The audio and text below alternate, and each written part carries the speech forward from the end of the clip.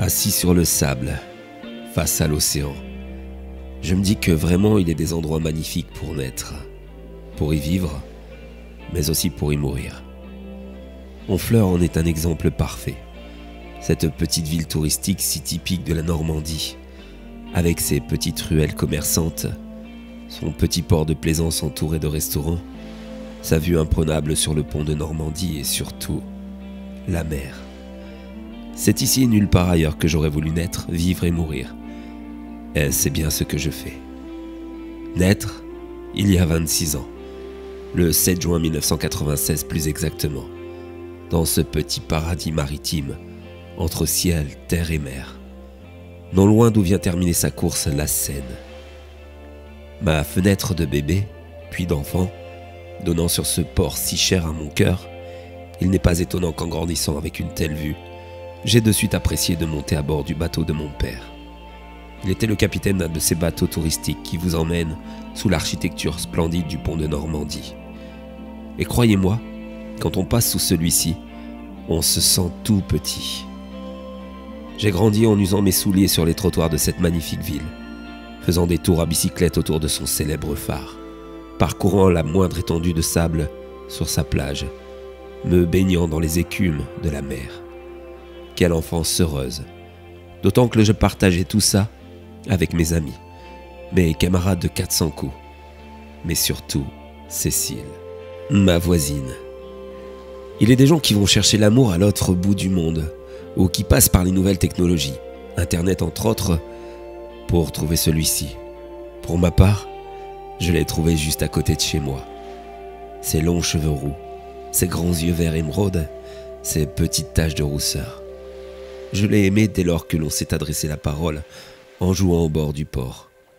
Par chance, ce fut réciproque, et ainsi a commencé la plus belle des histoires d'amour.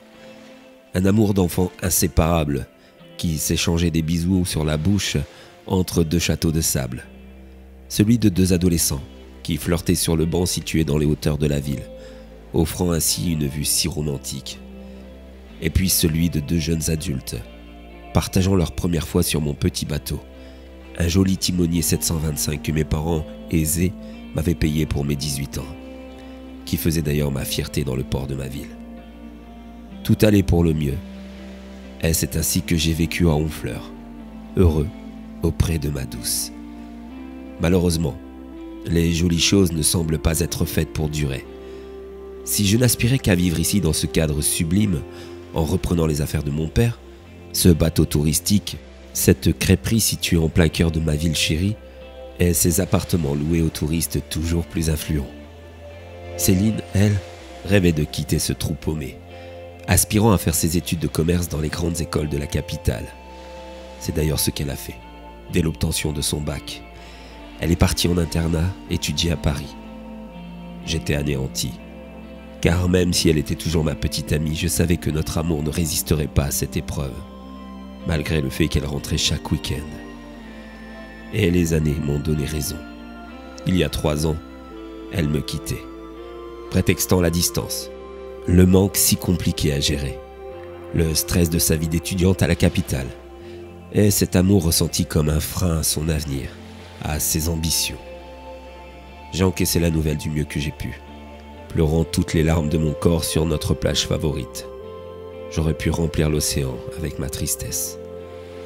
Malgré tout, je gardais secrètement espoir, au fond de moi-même. Un jour, lassée de cette vie parisienne si stressante, si épuisante, elle reviendrait dans notre paradis me retrouver.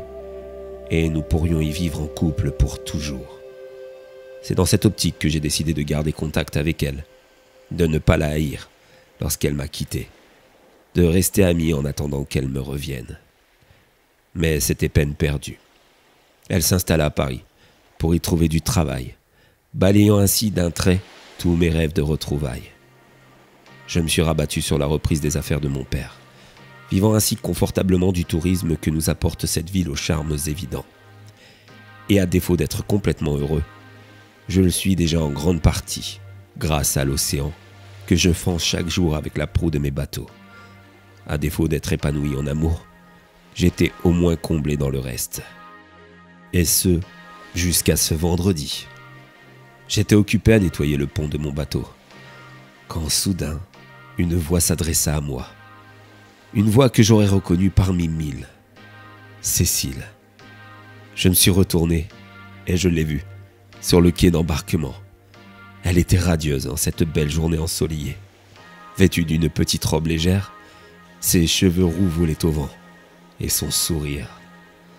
Alors finalement j'avais eu raison de garder espoir. Elle m'était revenue. Fini la vie parisienne. Elle me regardait avec le même regard que celui du temps où elle m'aimait. Elle me dit de sa douce voix qu'elle était trop contente de me revoir, que je lui avais tant manqué, que ça faisait un bien fou de revenir au pays, et qu'elle était très heureuse de me présenter son futur mari Antoine. Je n'avais pas prêté attention à lui, étant subjugué par la beauté de Cécile. Mais effectivement, derrière elle, il y avait bien un bellâtre, habillé tel un touriste aisé de la capitale comme j'en recevais tout le temps pour les appartements. Vous n'imaginez pas à quel point ces mots ont résonné dans ma tête. Vous ne pouvez pas vous rendre compte de la douleur de se faire écraser le cœur une seconde fois. Cécile allait se marier avec un autre que moi. Elle me sortit de mes sombres pensées en m'invitant à aller prendre un café avec eux, comme on aimait le faire avant. Mais cette fois-ci, on était 3, avec lui.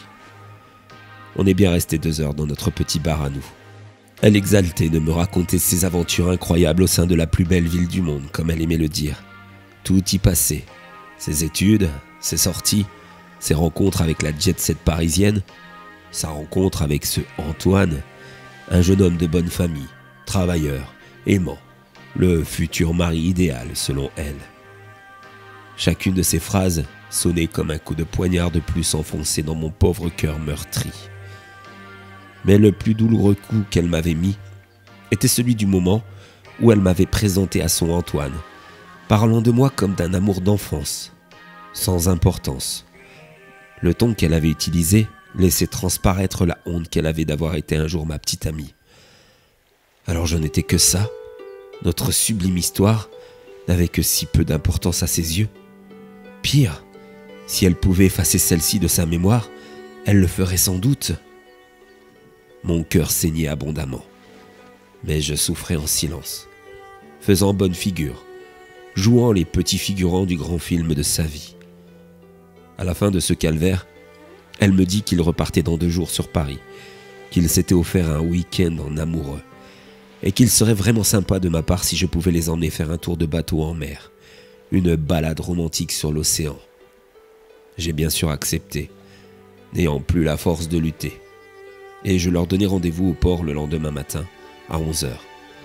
Ce jour-là devait être le plus ensoleillé de la semaine, les conditions idéales pour une balade en mer. La nuit qui suivit fut ponctuée de cauchemars.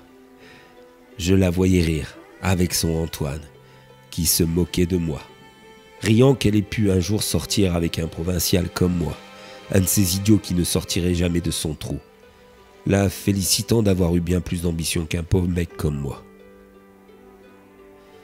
C'est la mine un peu tirée que le lendemain matin, je leur ai dit de monter dans mon bateau, fier de celui-ci. Et j'avoue secrètement, j'espérais qu'une fois en mer, ce bellâtre parisien n'ait pas le pied marin et passe son temps à vomir par-dessus bord. Je m'imaginais déjà ce spectacle jouissif, mais ô combien ridicule. Mais malheureusement, celui-ci semblait n'avoir aucun point faible. Et j'assistais derrière ma barre à un spectacle des plus horrifiants. Ils s'enlacèrent, tels 2 amoureux sur le pont, profitant du romantisme que peut apporter l'océan dans ces instants-là. Chacun de leurs baisers était un nouveau coup de couteau que mon petit cœur encaissait, encore et encore. Le coup fatal fut porté, quand celui-ci offra une belle bague de fiançailles à ma Cécile, faisant fi de ma présence, n'ayant aucun respect pour moi, me narguant d'un bonheur qui aurait dû être le mien. Les larmes de joie qui coulaient sur le visage de Cécile en disaient long. Jamais je ne l'avais vue aussi heureuse à l'époque où nous étions ensemble. Il fallait bien me rendre à l'évidence. Je n'étais à cet instant précis qu'une simple vieille connaissance, qu'une amourette d'enfance sans importance. qu'un conducteur de bateau qui avait eu la gentillesse de leur proposer une balade en mer, qu'un tout petit figurant dans le magnifique film de sa vie, que je ne figurerais même pas sur le générique de celui-ci. Alors, j'ai vu rouge. Oui, rouge.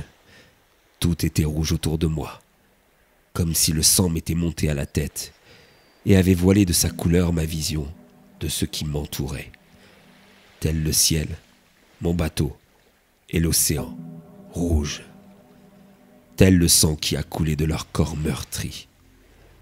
Je ne saurais décrire en détail ce que je leur ai fait, mais je me souviens des grandes lignes. Je suis arrivé derrière eux, et je les ai assommés avec une rame en bois. Quand ils ont repris connaissance, ils étaient tous les deux attachés avec des cordes marines. Et là, je les ai torturés avec mon couteau de survie. J'ai fait durer le plaisir, car je me délectais de leur regard suppliant de m'arrêter. J'appréciais ce rouge sang qui coulait sur mon pont de bateau, leur sang. Et surtout, je me régalais d'avoir repris le premier rôle du film de la vie de Cécile, car croyez-moi, elle ne voyait plus que moi à cet instant-là. Ses supplices, ses cris étouffés, c'était si... Je crois que c'est lui qui est mort en premier, de ses blessures. Multiples coups de couteau, doigts et langue tranchés. J'avoue avoir été un peu imaginatif. Quant à Cécile, elle a suivi peu de temps après, lorsqu'après de multiples mutilations, je lui ai asséné un coup de couteau en plein dans le cœur, le même que ceux qu'elle m'avait fait pendant ces 2 jours. Il y avait du sang partout, tout était rouge, comme ce liquide s'échappant du corps de ma bien-aimée. Même morte, elle était merveilleuse. Alors j'avoue, je me suis offert un dernier moment de volupté, de tendresse avec elle. Je lui ai fait l'amour une dernière fois. Le rouge devenant vraiment trop présent, il m'a fallu me débarrasser des corps que j'ai attachés à une vieille ancre lourde qui servait de décoration dans mon bateau. Je les ai vus s'enfoncer tout doucement dans l'eau, partir dans les profondeurs de l'océan rouge du sang qui s'échappait de leurs multiples plaies. J'ai bien dû passer 2 heures à nettoyer le bateau pour ne laisser aucune trace, et j'ai enfin pu regagner le port. Le soir même, je suis venu trinquer avec un bon verre de vin blanc sur la plage, exactement où je me trouve aujourd'hui. J'ai levé mon verre à la fin de cette belle histoire d'amour entre Cécile et moi, à cette fin si tragique, mais ô combien importante à mes yeux. Elle me délivrait enfin de cet amour nocif qui me détruisait depuis tant d'années, qui m'empêchait dans mon joli paradis d'être complètement heureux. À cet instant précis, j'étais soulagé. Je me sentais si léger. Mais ça n'a pas duré. Lorsque je suis rentré chez moi au soir, mon cœur s'est presque arrêté de battre. Lorsque j'ai vu dans mon hall avec effroi l'ancre à laquelle j'avais attaché mes 2 victimes. Que pouvait-elle bien faire ici? J'étais horrifié. Tous les scénarios se sont bousculés dans ma tête. Et si quelqu'un m'avait vu et avait décidé de récupérer les 2 corps et ensuite de me le faire payer? Non, non, ce n'était pas possible. Je fermais toutes les issues de ma maison pour me protéger de je ne sais quoi, mais il fallait que je le fasse. Après avoir retrouvé mon calme, je suis monté me coucher. Et là, j'ai vu des traces de pas, des empreintes humides sur mon parquet, qui traversaient le couloir de part en part. Mon cœur cognait à la chamade contre ma poitrine. Mais qu'est-ce qui pouvait bien se passer? Mon esprit me jouait-il des tours? Mais alors que j'étais descendu au garage pour m'armer d'une batte de baseball, je les ai vus, là, droit devant moi dans mon salon. Antoine et Cécile, se tenant la main tel le petit couple qu'ils étaient. Ils étaient blancs, les yeux vitreux, des coquillages poussant un peu sur leur corps dégoulinant d'eau. C'était une vision atroce, horrible. J'ai cru à cet instant que mon cœur allait cesser de battre. Ils m'observaient, tous les 2, en souriant. Un sourire malsain, atroce. J'avais devant moi le spectre des 2 personnes que j'avais tuées, une dizaine d'heures plus tôt. Nous voulions te remercier pour cette jolie balade que tu nous as offerte. me dit alors le spectre d'Antoine.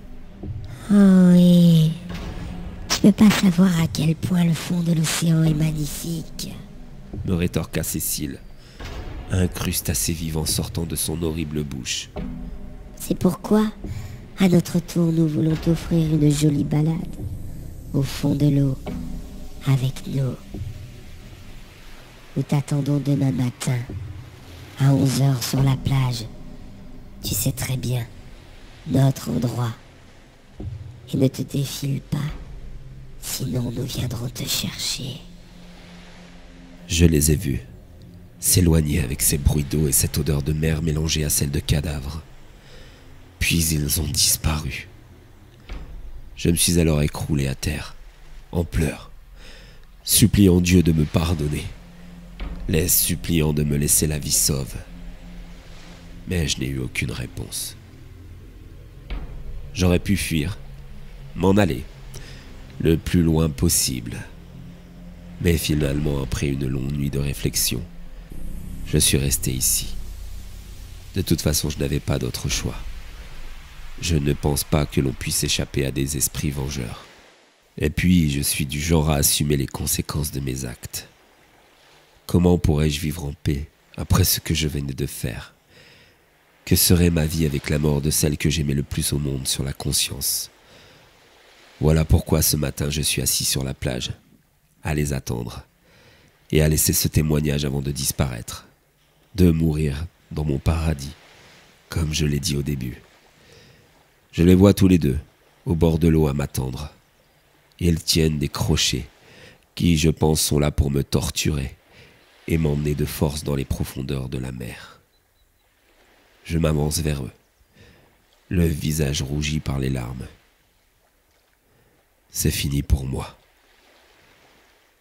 J'ai l'impression qu'en bordure de cette plage d'Honfleur, ce matin, il y aura pour la dernière fois un océan rouge.